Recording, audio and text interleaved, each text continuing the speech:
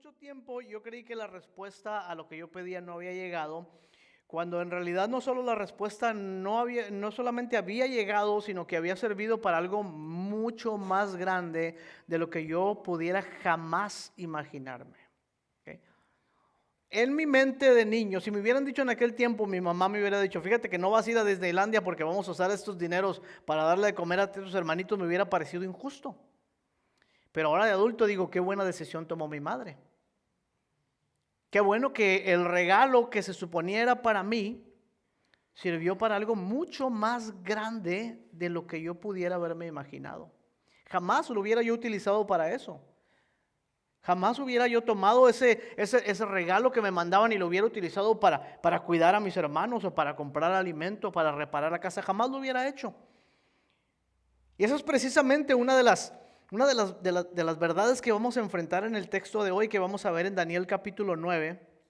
Porque en Daniel capítulo 9, una de las cosas que van a ocurrir es que Daniel, de una manera correcta, está mirando las profecías y está queriendo darse cuenta cómo estas profecías se van a cumplir para beneficio de él y de su pueblo. Y lo que Daniel no se da cuenta es que Dios tiene un plan mucho mayor que lo que Daniel pudiera jamás imaginarse. Y les digo algo, porque este es el corazón de lo que quiero decirles a ustedes. Los cristianos casi siempre perdemos de vista que los planes y los propósitos de Dios trascienden nuestra propia vida.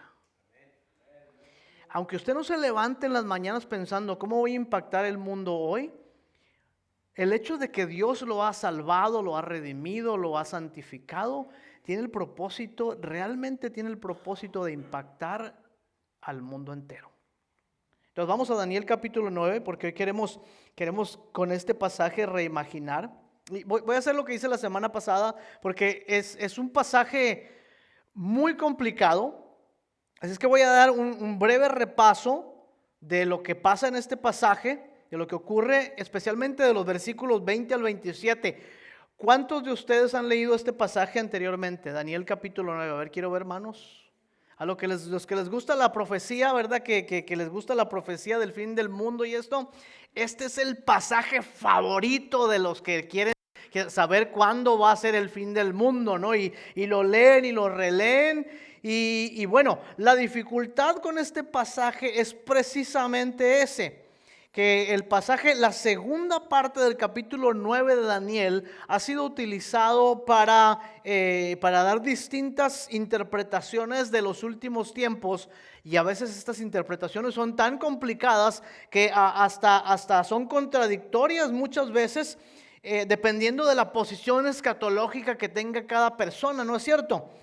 Y pasajes como este luego hacen que la gente pierda de alguna manera el interés en estudiar la Biblia, porque dicen, oye, yo no puedo leer un pasaje como este, yo no puedo entender lo que la Biblia dice ahí, 70 semanas, 69, no entiendo nada de eso. Entonces, lo primero que quiero decirles es que no se desanimen, no pierdan la fe, porque no todos los pasajes de la Biblia son tan complicados como este. De hecho, la gran mayoría de los pasajes de la Biblia no son complicados para nada.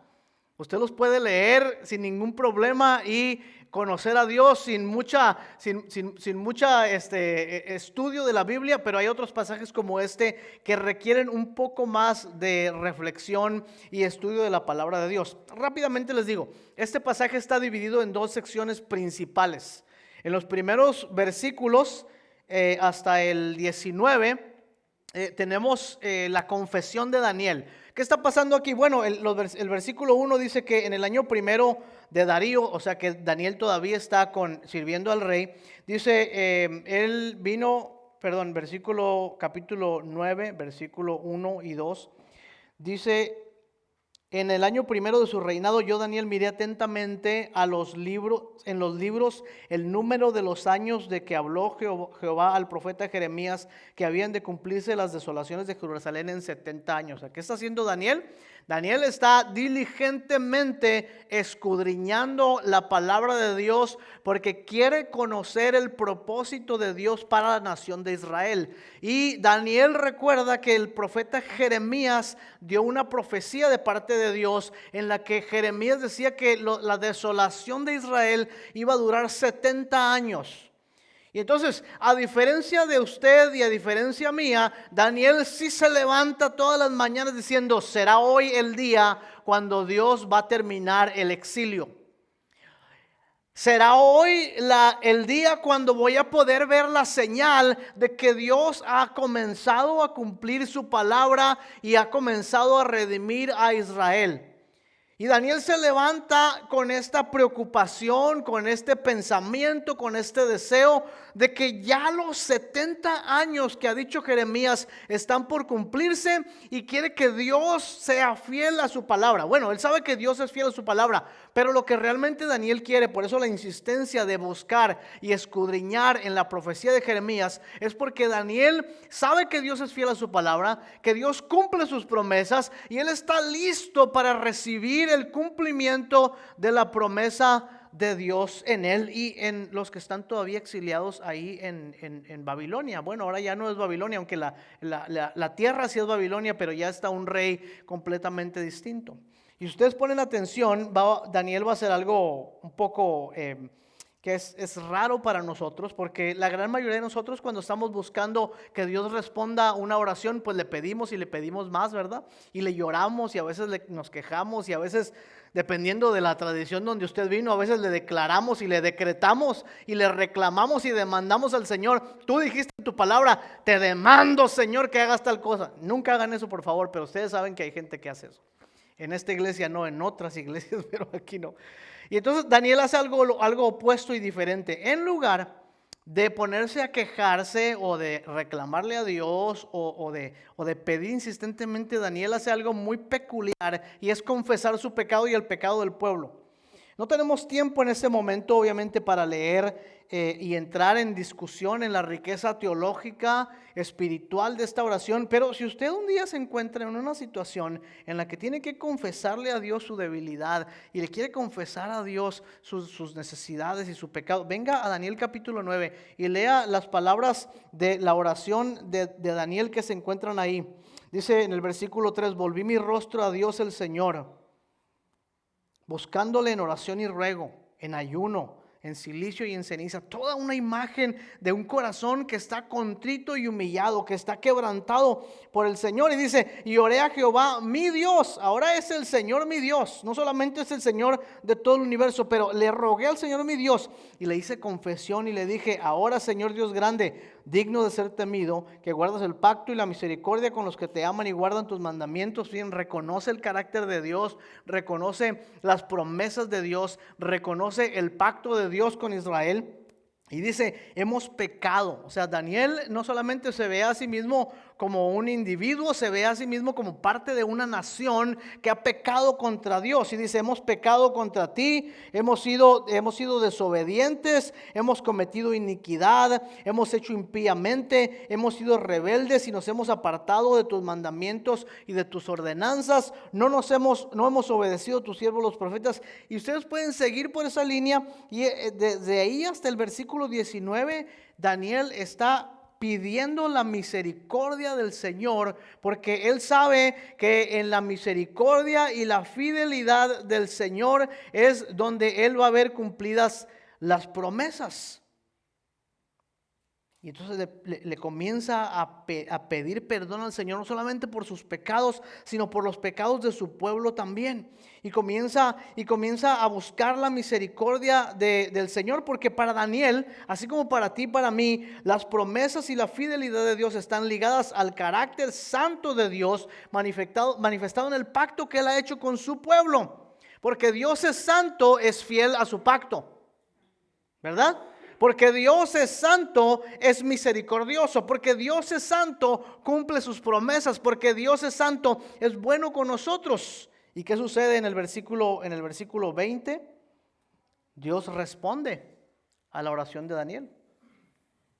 En el versículo 20 dice, aún estaba hablando y orando, es decir, que estaba todavía en medio de su confesión, en medio de su entrega a Dios, dice, y confesando mi pecado y el pecado de mi pueblo, y derramaba mi ruego delante de Jehová mi Dios por el monte santo de mi Dios. Aún estaba hablando en oración cuando el varón Gabriel, es decir, el arcángel Gabriel, a quien había visto en la visión del principio volando con presteza, vino a mí como a la hora del sacrificio de la tarde. Versículo 22. Okay, la profecía bíblica no es para confundirnos, no tiene acertijos que debemos descubrir, no tiene mensajes ocultos que uno le debe sacar ahí con alguna palabra mágica que se le apareció a alguien. No, cuando el Señor quiere revelar algo, el hecho mismo de decir que Dios ha revelado algo, quiere decir que Dios ha quitado el velo de algo.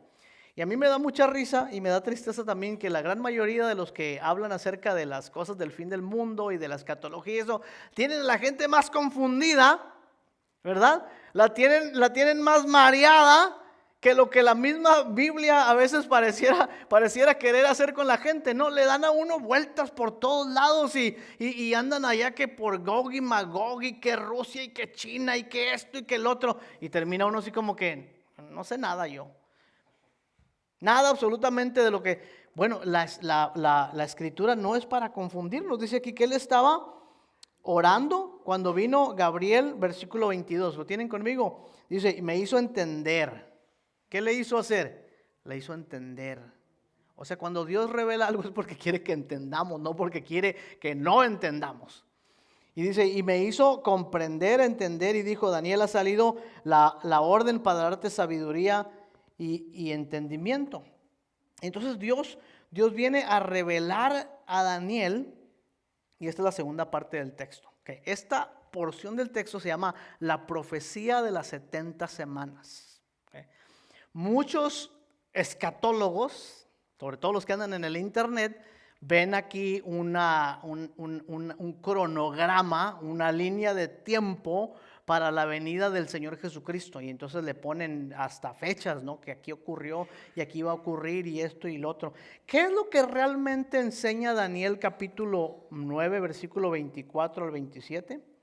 Si ustedes leen, ni siquiera con mucho detenimiento, sino que leen especialmente del versículo 24 en adelante, dice, 70 semanas están determinadas sobre tu pueblo y sobre tu santa ciudad. Aquí vienen las 4 cosas que enseña la profecía. ¿Están listos? ¿Sí? 70 semanas están determinadas sobre tu pueblo y sobre tu santa ciudad. Número 1, para terminar la prevaricación, la maldad, la iniquidad. Número 2, para poner fin al pecado. ¿Están conmigo todavía o no? Número 3, para expiar la iniquidad. Número 4, para traer justicia perdurable, sellar la visión y la profecía y ungir al santo de los santos. ¿Ok? ¿Les parece complicado esto o no? No, ¿verdad? No, realmente lo que está diciendo Daniel 24 al 27, que hay 4 cosas que van a ocurrir en el lapso de las 70 semanas. Ahora, déjenme les digo algo que Daniel tuvo que entender y que nosotros tenemos que entender también. Daniel estaba pensando que eran 70 años. Y digo, ya se cumplen los 70 años y ya vamos a empezar a ver esto. Y Dios le da a entender que no son 70 años, que son 70 semanas de 7 años cada una, ¿verdad? Que son 7 por 7, 490 años. O sea que eran un tiempo mucho más grande que lo que Daniel se había imaginado. Y la promesa de Dios era una promesa mucho más grande de lo que Daniel se había imaginado. Mantengan eso en mente porque eso es algo muy importante para nosotros. Vamos a hablar de eso en un momento más. Pero ¿qué va a ocurrir en este periodo de 490 años? Bueno, en primer lugar dice que va a poner fin a la prevaricación, es decir, que van a regresar los cautivos de Jerusalén, van a regresar a la tierra prometida, ¿verdad? Y va a haber una especie como de regreso. ¿Cuándo pasó eso? Un poquito más adelante. ¿Han leído el libro de Esdras y de Nehemías? ¿Qué hicieron Esdras y Nehemías? vinieron y reconstruyeron en tiempos difíciles, reconstruyeron la muralla y comenzaron a reconstruir el templo. El decreto que dice ahí, el decreto para que tu pueblo, para terminar la prevaricación, se entiende que es un decreto real. El decreto real probablemente es el decreto que dio Ciro a Nehemías para que regresara a la tierra de Israel para comenzar a reconstruir. Entonces, en estos 490 años dice que van a ocurrir por lo menos 4 cosas. En primer lugar dice, van a regresar los cautivos y va a comenzar la restauración de Jerusalén. Y eso ocurre, les decía la semana pasada, durante un periodo de tiempo en el que incluso hay una rebelión de los judíos en los macabeos, ¿verdad? En los hijos del martillo, y estos logran reconstruir, tomar de regreso a Jerusalén para los judíos, aunque sea por un corto tiempo. Y luego dice que después de eso va a aparecer el Mesías en el escenario de la historia mundial. 480 y tantos años después. Algunos hasta dicen que exactamente 483 años después del edicto de restaurar Jerusalén, el Mesías aparece en la historia de la humanidad. No aparece en el día en que nace, obviamente porque los calendarios y las cosas de ese tiempo no eran igual a las de ahora, pero 480 y tantos años después del edicto, el Mesías aparece en la tierra de Israel. O sea que Daniel está profetizando, bueno, el Espíritu Santo a través de Daniel, 480 años antes de que esto ocurra, que el Mesías va a llegar a Israel. Y no solamente va a llegar, dice, sino que también el Mesías va a ser rechazado y el Mesías va a ser cortado de su pueblo y el Mesías va a ser herido por nosotros, va a ser sacrificado por nosotros. Y luego dice que más adelante de eso va a llegar un príncipe, ¿lo están leyendo ahí conmigo? Pues va a llegar un príncipe de un pueblo que todavía no ha llegado. ¿Quién es el pueblo que todavía no ha llegado? Ya llegaron los babilonios, ya llegaron los medos persas, ya llegaron o van a llegar los griegos. Y el pueblo que no ha llegado es el pueblo de los romanos. Y los romanos van a llegar en el año 70. Los judíos se han rebelado después de la muerte de Jesucristo. Y la ascensión, ha pasado un tiempo, los judíos empiezan a rebelarse contra Roma. Y hay una gran rebelión antes del año 70. Y el Imperio Romano envía al general Tito.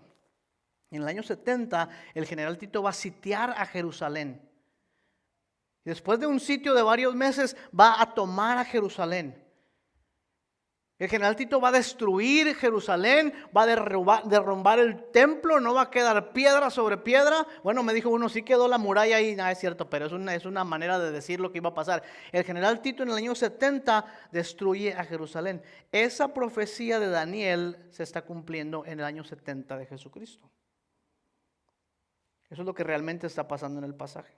El historiador Flavio Josefo, que era un historiador judío, dice que cuando Tito había sitiado la ciudad de Jerusalén y había matado a sus habitantes a espada después de tenerlos ahí sin poder comer por muchos meses, quiso incendiar completamente Jerusalén y no pudo incendiar a Jerusalén porque dice que la sangre de las personas que ellos habían matado apagaba el fuego de las casas que trataban de incendiar. Era tanta la masacre que Tito había hecho en Jerusalén que dice que la sangre de los mártires, de los judíos, llegaba hasta la rodilla de los caballos. Es decir que un caballo, pues su rodilla llega como por aquí así, ¿no? Había un río de sangre en Jerusalén. Estas profecías de Daniel se están cumpliendo en este periodo, en esos 490 años que Israel ha regresado del exilio. El Mesías se ha manifestado 480 y tantos años después. 3 años y medio el Mesías ha muerto y unos años más adelante, en la última semana, ha llegado el príncipe de un pueblo que había de llegar y ha destruido Jerusalén por completo. ¿Estamos bien o no estamos bien? ¿Ya lo dormí o no? El que debe estar dormido soy yo, porque yo soy el que viene manejando toda la noche. Aquí viene algo muy importante en lo que debemos poner atención. Porque hasta este punto, Daniel está únicamente pensando en cómo esta profecía tiene que ver con él y con su pueblo. ¿Okay? Hasta este momento, Daniel dice, a ver, Señor, ¿qué está pasando aquí? Ya llegaron los 70 años, pero ahora me dices que no van a ser 70 años, pero que van a ser 490 años. Pero ¿qué de nosotros? Hasta este momento Daniel está esperando que se cumpla la promesa de Dios y que se cumpla de la manera que él lo entiende y la manera que él lo espera. Y no podemos culpar a Daniel por eso. Daniel no era Dios, ¿verdad? Él no sabía que no eran 70 años, que eran 70 semanas. Daniel no sabía de los planes de Dios. Es que no podemos culpar a Daniel cuando no entiende que el plan es mucho más grande de lo que él pueda haberse imaginado. Así como tampoco podemos culparnos a nosotros mismos cuando no nos damos cuenta que los planes de Dios son mucho más grandes que nosotros mismos. Así como yo nunca supe que el dinero que me enviaba mi hermano fue utilizado para darle de comer a mí y a mis hermanitos, tampoco Daniel pudo haberse imaginado que el plan de Dios era algo mucho, mucho más grande. Ninguno de nosotros le pide algo a Dios y piensa, Señor, ¿cómo esto va a beneficiar a los niños en África? No, ¿verdad? Ninguno le pide algo al Señor y dice, Señor, pero ¿cómo entra mi oración dentro de tus grandes planes para salvar a la humanidad? No. La gran mayoría de nosotros le pide al Señor únicamente ¿por quién? Pues por uno mismo, ¿verdad? No podemos culparnos por decir, hay que pedirle a Dios. A veces ni tenemos fuerzas para pedirle a Dios por otros. Pedimos por nosotros mismos. Pero aquí hay algo muy importante. Porque esta falta natural de imaginación espiritual, y cuando digo imaginación no me refiero a imaginarse cositas que pasan en la mente, y eso me refiero a la manera creativa como pensamos en la obra de Dios. Esta falta natural que tenemos los seres humanos de una imaginación espiritual puede llevarnos a la frustración muchas veces. Les digo por qué. Si nosotros estamos esperando que Dios responda de cierta manera, si queremos que el resultado final sea exactamente lo que nosotros queremos, si estamos buscando que Dios cumpla su propósito de la forma como yo quiero que cumpla su propósito, cuando no ocurran esas cosas, ¿qué va a pasar? Pues nos vamos a decepcionar, ¿no es cierto? Nos vamos a decepcionar porque pensamos que Dios tal vez no ha cumplido con sus propósitos, no ha cumplido con sus planes, no ha cumplido con su palabra. Pero quiero compartirles una de las verdades más bellas de la vida cristiana. Una de las verdades más hermosas de la vida cristiana. Y esta es que los planes de Dios siempre trascienden, van mucho más allá de lo que tú y yo podamos imaginarnos. Mira, Daniel está con mucha razón preocupado por Israel, por él mismo, por el exilio. Está atento a lo que Dios dijo en su palabra acerca de lo que va a ocurrir. Y cree que comprende lo que Dios dijo a Jeremías. Se levanta por las mañanas esperando la respuesta. Le pide a Dios en oración y se duerme pidiéndole a Dios. Busca una señal, una indicación. Señor, ¿será que hoy es el día que vas a responder? Señor, ¿cuándo vas a ser fiel a tu palabra? Señor, voy a poder ver la salvación de tu pueblo. Señor, ¿será que mañana vas a salvar a mi hija? Señor, ¿será que mañana me vas a sanar de esta enfermedad? Señor, ¿será que mañana me vas a dar el trabajo que necesito? Señor, algún día voy a ver tu salvación en mi familia. Y fallamos, pensando que Dios va a responder únicamente de la manera que nosotros pensamos que va a responder. Porque el plan de Dios es mucho más grande que lo que Daniel pudo jamás imaginarse. Mucho mayor. Porque los planes y la misericordia de Dios siempre van a rebasar nuestra capacidad de comprenderlos.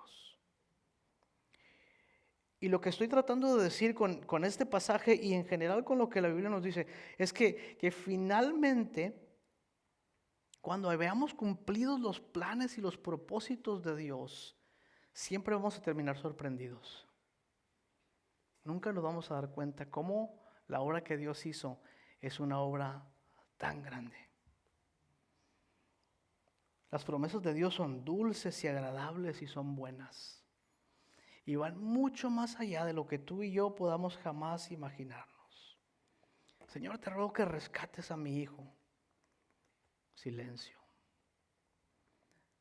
Señor, te pido que sanes a mi mamá. Silencio. Señor, te ruego que me des el milagro que necesito. Nada. O por lo menos eso nos parece a nosotros, ¿no es cierto? Como si Dios no pusiera atención a mi necesidad, como si Dios se ha olvidado de cumplir sus promesas. Yo le reclamé a mi mamá un día. Le dije, mamá, ¿usted por qué sigue orando por ese hijo tan vago que tiene?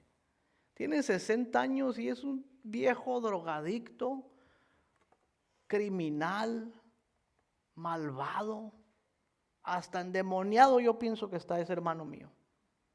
Y le reclamé a mi mamá, le dije, ¿qué tanto usted pasa pidiéndole a Dios por ese hombre que nunca va a aceptar su necesidad de Dios? Y la viejita me vio a los ojos y me dijo, mijo, yo comencé orando al Señor por ese hijo perdido. Y terminé orando por todos ustedes. Y yo le pedía a Dios por la salvación de ese hijo perdido. Y Dios terminó salvándolos a todos ustedes.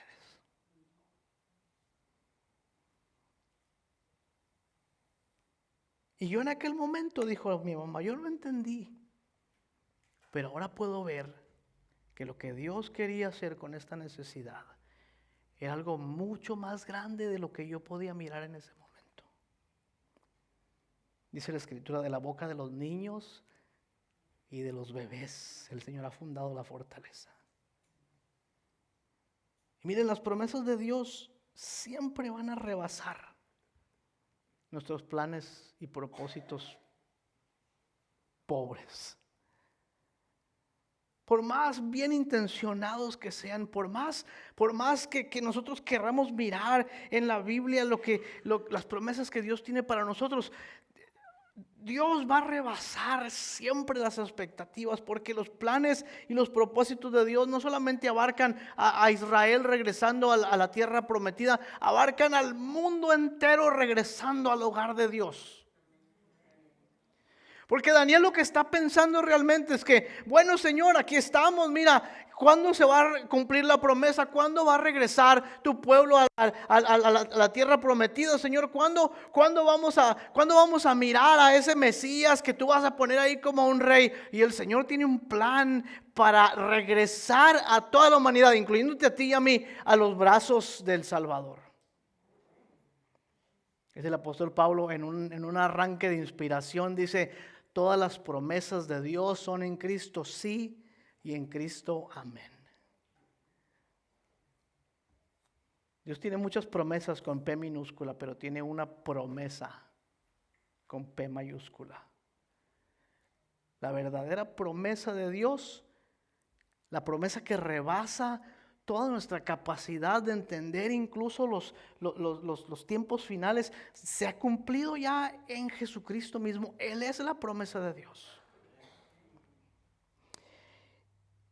Y cuando por la acción del Espíritu Santo tú y yo abrimos nuestro corazón y recibimos la promesa con P mayúscula, el Señor mismo, la recibimos en nuestro corazón. Entonces nos damos cuenta que Dios realmente ha rebasado nuestra vida, ¿no es cierto? Les digo lo mismo que les digo cada domingo, te los vuelvo a decir porque es verdad. La vida más dulce que puedes estar llevando en este momento, la vida más exitosa que puedas estar llevando en este momento, la vida más emocionante que puedas estar llevando en este momento, la vida más pobre que puedas estar llevando en este momento, no es nada comparada con una gota del manantial de vida de Cristo Jesús. Él es superior.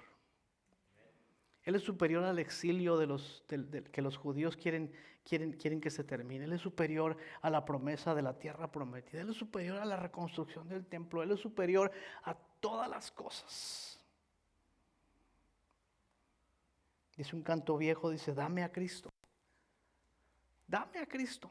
Tú te puedes quedar con todo lo demás, pero a mí dame a Cristo. Puedes quedarte con todos los tesoros del mundo, a mí dame a Cristo. Puedes quedarte con todos los placeres del mundo, a mí dame a Cristo. Por eso el apóstol Juan dice: el que tiene al Hijo, ¿tiene qué? Tiene la vida. Oye, la vida no es, perdón, ya termino aquí. La vida no es esta cosa, esta realidad metafísica, ¿verdad? Pasar una palabra dominguera. que vivimos aquí nosotros. Esa es la existencia. La vida es todo lo que fluye de Dios realmente. Es la virtud del amor, del gozo, de la paz, de la certeza, de la fe, de la paciencia en las pruebas, de la vida de amor hacia los semejantes. Esa es la vida de Dios en nosotros. Dice, quien tiene al Hijo, tiene esta vida.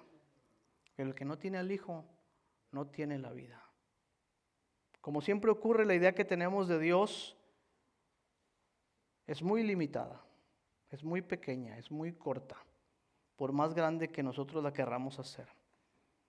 Por eso es que Dios tuvo que hacerlo en Jesucristo, para que nos diéramos cuenta realmente que no hay ninguna promesa más grande, sino la promesa de Él mismo entre nosotros.